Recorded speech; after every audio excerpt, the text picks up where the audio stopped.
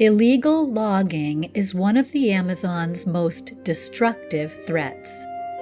It doesn't just remove trees, it removes protection against erosion, against drought, against extinction.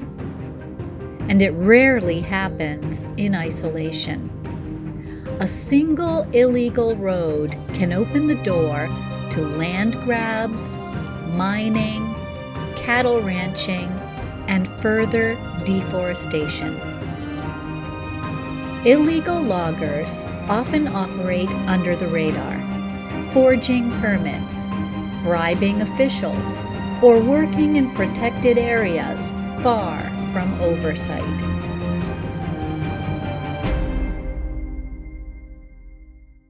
Valuable hardwoods like mahogany, cedar, and ipe are targeted first.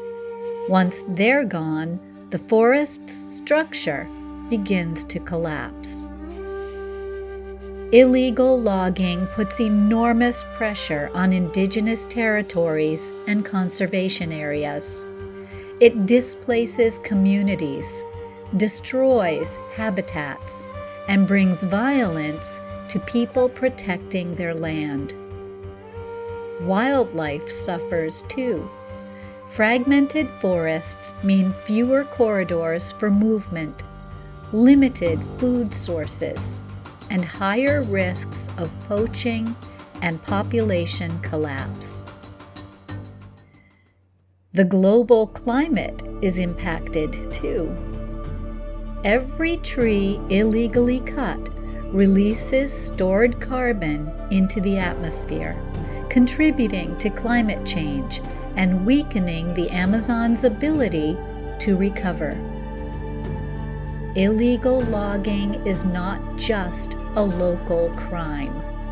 It's a global crisis, fueled by demand, enabled by weak enforcement, and driven by short-term profit over planetary health.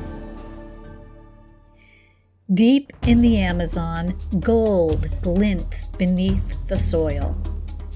But the cost of extracting it illegally is measured not in dollars, but in poisoned rivers, dead fish, and broken communities. Many illegal gold miners use mercury to extract gold from river sediment. This mercury doesn't disappear. It enters the water, the soil, the fish, and the bodies of people who rely on those rivers to survive. Long-term mercury exposure leads to neurological damage, developmental disorders, and birth defects, especially in children. Illegal mining also strips vegetation, destabilizes riverbanks, and turns flowing streams into stagnant, contaminated pits. Fish populations plummet. Birds and mammals vanish. Biodiversity suffers in silence. Illegal mining often brings violence and exploitation. Territories protected by indigenous peoples are routinely invaded. Women and girls face increased threats of trafficking and abuse. Local leaders are coerced. Those who speak out face threats or worse. The gold pulled from Amazonian rivers often enters global markets, used in electronics, jewelry, and investment portfolios. And yet, the people and ecosystems left behind pay the highest price. Illegal mining isn't just an environmental issue. It's a humanitarian crisis, a health emergency, and a threat to the Amazon's survival. From the inside out. The Amazon is one of the most biodiverse places on Earth, but its animals are increasingly hunted, not for food, but for sale. From parrots and monkeys to reptiles and jaguar parts, wild animals are captured and sold illegally as exotic pets, as trophies, and as ingredients in unregulated medicines. This trade isn't just illegal, it's devastating. Many trafficked species are already endangered or threatened. Their loss isn't just a tragedy, it's a collapse of genetic diversity, ecological function, and evolutionary potential. Predators, seed dispersers, pollinators, all gone. And when they go, the forest begins to unravel. The illegal wildlife trade also increases the risk of zoonotic diseases, those that jump from animals to humans. These include some of the world's most dangerous viruses. Disrupting wild populations for profit doesn't just harm ecosystems, it opens the door to global health threats. Though the animals are taken from the Amazon, the demand comes from all over the world, and the only way to stop it is to end the demand.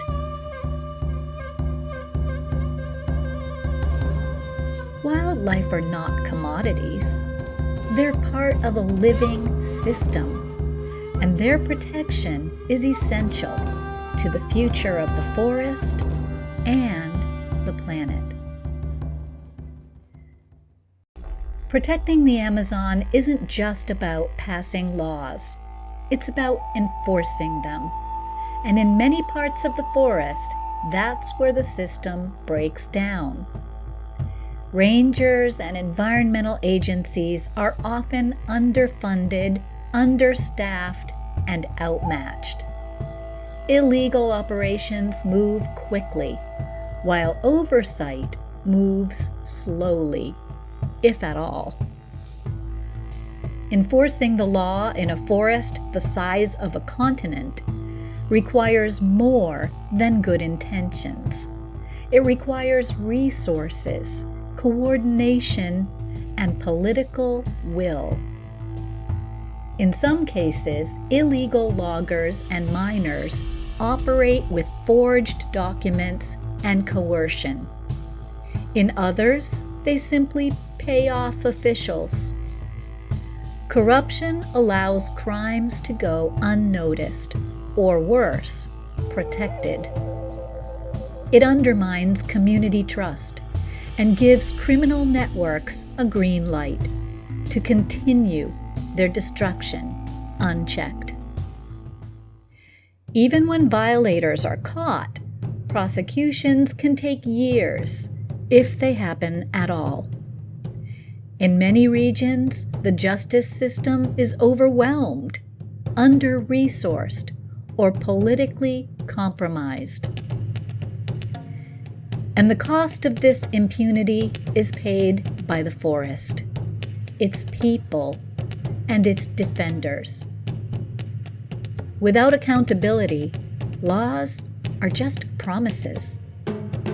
To truly protect the Amazon, we must invest in enforcement, root out corruption, and support those risking their lives to defend the forest. The threats are serious, but the Amazon is not beyond saving. Across the region, people are rising to meet these challenges head-on, restoring forests, defending rights, and building a future where illegal activity is replaced with protection, purpose, and peace. Indigenous and local communities are leading the way. Their vigilance and deep connection to the land make them the most effective forest protectors on Earth. With support, training, and legal recognition, many are building their own enforcement networks, monitoring activity, pushing back against invaders, and standing strong against exploitation. Technology is helping level the playing field.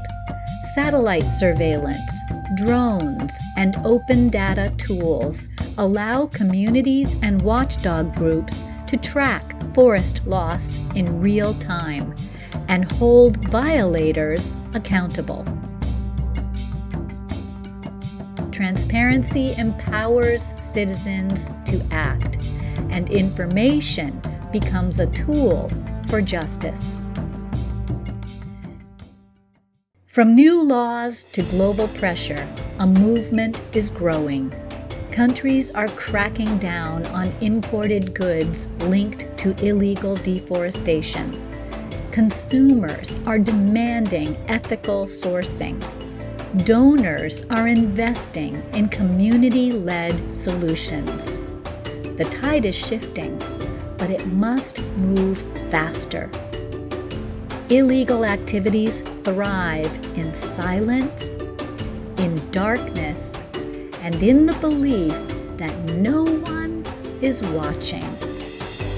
But we are watching, and we are learning. Because the Amazon cannot protect itself. It needs people. People who care enough to act, to speak out, and to stand with those who've been protecting it all along. Together, we can help restore accountability and build a future where the forest no longer needs to fight for its life.